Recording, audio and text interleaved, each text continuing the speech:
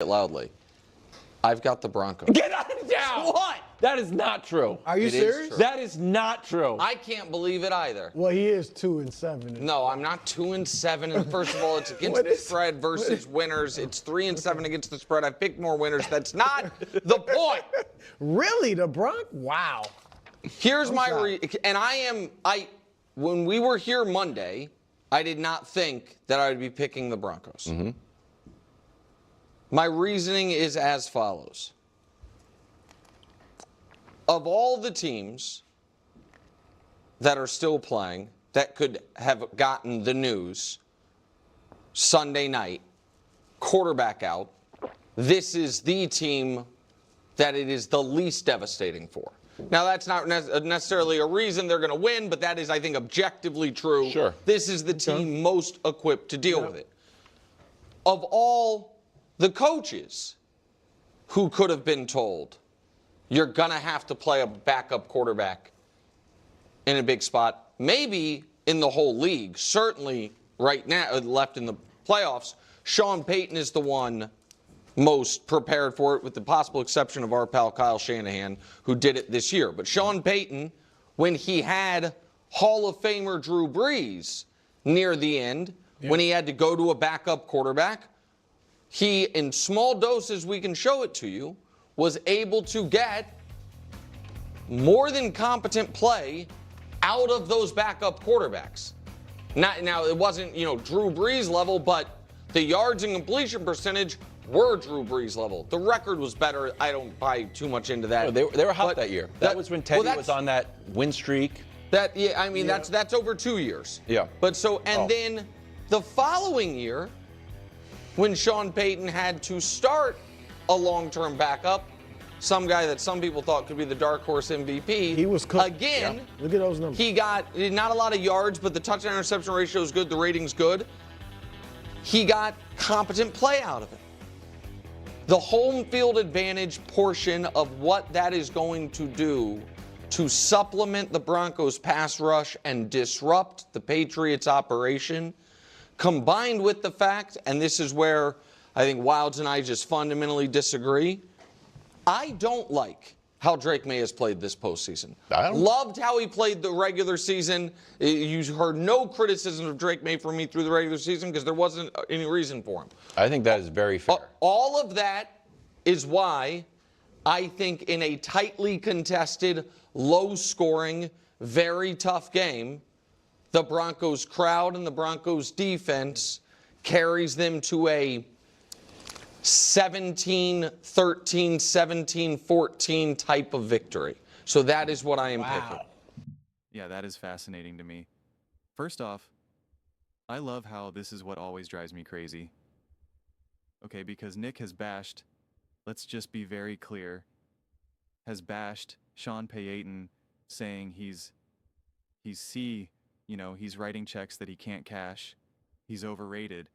He even said, I don't believe Sean Payton is as great of a coach as my other, he didn't say coworkers, but he used like some sort of phrase, the other people in the media believe, right? He's been very adamant about that. He just does not believe in Sean Payton, and he's ripped him and said like he's a good coach, but then goes on to show like what he's been able to do without Drew Brees with backup quarter. And it's just like, because he's a great coach. Did you ever think about that? Do you ever think that Sean Payton is actually just a great coach, an awesome coach, a coach who knows what he's doing, an incredibly successful coach, right? Like, so of course, the Broncos can be successful. That's why I said my whole take is, unless Jared STDM individually, as just an individual human being, is just like, I can't handle, like, this moment is just too much for me, and I am just making bad decision, bad throw after bad decision after bad throw, that I am just overwhelmed by this moment. And I don't even mean like in a choking sense, although that's pretty much what I just kind of mapped out, but just, he's just, either the moment's too big for him or he's just having a bad game, which is what can happen to any single quarterback. Every single quarterback can have a bad game, and it's just like, he is just, like Leonks hasn't had perfect games against the Titans, against the Colts, against the Chargers. I think those were like the first 3 games they played, and everybody was all, and it was like, he wasn't choking, he's not overwhelmed. There were just, for whatever reason, he was just a little the deep ball was a little too deep. Just happens, and it was just just had a collection of those games squished together. Just happens, right? There's nothing inherently bad about Bonix. He's making the right decision. He's making the right throw. Just doing a little, just having a little too much under it. And it's like, okay, totally okay with it. And that's why even Sean Payton said was specifically about those deep ball inaccuracies. He's like, that's at the bottom of my list of things that I care about right now with Boddick. He's like, that's the literal bottom of the list right now. And I was like, see? And I like highlighted that and screamed as loud as I could because I was like, exactly. Stop pointing to a couple of those misconnections as evidence of anything in that moment of time. And so Adam, you want and kind of feel like he needs to be on in those moments. You can't be like, he played a pretty good game, but like a couple of those deep balls, they sailed on him, or they were a little underthrown, because especially if it's a little underthrown when it can get intercepted or something, or a little overthrown, get intercepted, right? So like there's just a couple of those things where it's just like, he actually played pretty well. He was making the right decisions, making the right reads, was commanding the line of scrimmage pretty well, et cetera, et cetera. But he's just, for whatever reason, man, he was just a little inaccurate like that. That could have a devastating consequence for a game like this, for a situation like this. But outside of that, yes, Sean Payton and STDM are absolutely in that position to win this game. Like I really, really try, especially going into a playoff game like this. I really, really do try to be pretty neutral in terms of my predictions. I'm pretty strong with my opinions. I think that's obvious. But in terms of how I believe a game is going to unfold, just go back and watch every single playoff game that we just witnessed. If you had any degree of understanding of how those games were going to unfold before they happened, then you're just a super genius. But these games have all been so wild. I just think it's almost like the fact that Nick even kind of gave a score. I'm just like, I think it's almost just inappropriate. It's too strong, but just irresponsible to be like, this is what I think is going to happen, because it's just like, man, I got no idea. But I am confident. As soon as I say I am confident of blank, I'm like, no, don't say that. So it's a weird situation. But yeah, I am absolutely believing the Broncos are going in this direction. Although, now that Nick is saying it, I'm kind of like, I don't know, man. I think you're missing something now. I think you're missing something. Drake May is legit. Drake May is awesome. And I think under other circumstances, I'd feel way more confident that this Broncos defense would wrap up Drake May and really be the difference maker in why you win or lose this game. But I still go back and see everything Trevor Lawrence did against the Broncos, and even Jordan Love, who really, the downfall for the Packers in that moment was really some just poor Jordan Love play. A couple gifts. And again, the Broncos, especially offensively, were great, but Matt LaFleur was kind of putting Jordan Love in a couple difficult situations, and he was thriving and succeeding, was getting it done. And then he kind of also did himself in a couple of those moments as well. And so I'm just where that coin is going to land on Sunday with this Denver Broncos defense. And Drake May, to me, seems truly impossible to know, because I absolutely see a game where Drake May is just overwhelmed by everything that's coming his way.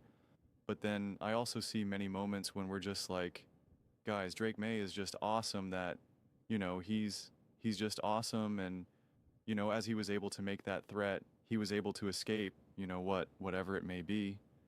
And when there's that kind of back and forth, it's like, okay, but then now, what about the other side of the ball? Because if it was the other side of the ball, be like, okay, now we got Bo Nix to look at.